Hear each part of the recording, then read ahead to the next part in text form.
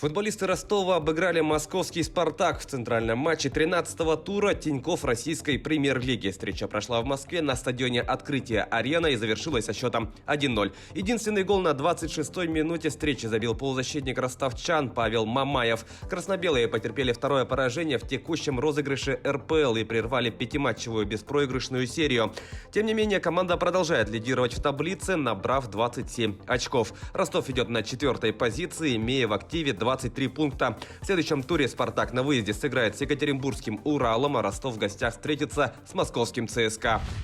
Российский баскетбольный клуб «Химки» на своей площадке со счетом 83-77 одержал победу над сербской «Црвеной звездой» в матче 6-го тура Евролиги. Самым результативным игроком матча стал защитник российской команды Эрик Макколум, набравший 23 очка. У гостей самым точным был Джордан Ллойд, на его счету 18 баллов. Для «Химок» эта победа стала первой в текущей Евролиге. Команда поднялась на 17 место в турнирной таблице. «Црвеная звезда» потерпела третье поражение и идет на 12-й строке. В следующем матче подмосковные баскетболисты в гостях сыграют с турецким «Фенербахче», а сербская команда отправится в гости к немецкой «Баварии».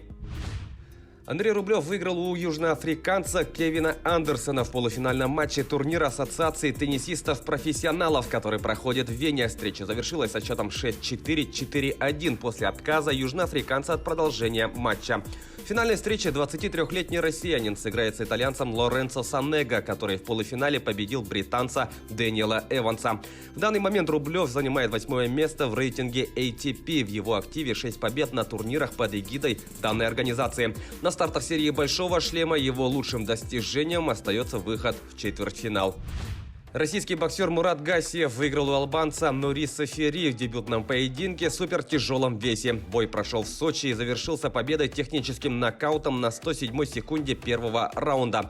Напомним, изначально соперником российского боксера должен был стать американец Кевин Джонсон, однако у него возникли проблемы с документами. Заменить его вызвался албанец Сефер Сафери, но и он не смог выйти на поединок из-за заражения коронавирусом. В итоге на ринг вышел Нури Сафери. Теперь в активе 27-летнего Гассиева, ранее выступавшего в первом тяжелом весе, 27 побед при одном поражении.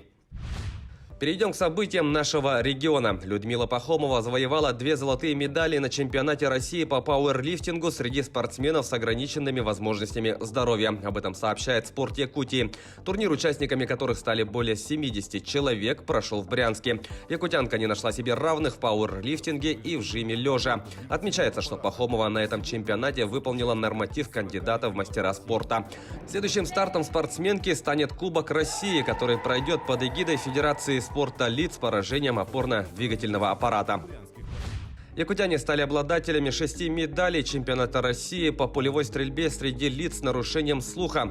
2 награды высшего достоинства в копилку команды принесла Евдокия Катаргина, первенствовавшая в упражнениях МП-5 и МП-10. Также в ее активе бронза в дисциплине ПП-2. По одной золотой, серебряной и бронзовой награде завоевала Мария Егорова. Также сборная республики заняла 3-е место в командном первенстве, пустив вперед сборные Саратовской области и Республики Бурятия. Таковы главные спортивные новости к этому часу. Занимайтесь спортом и будьте здоровы!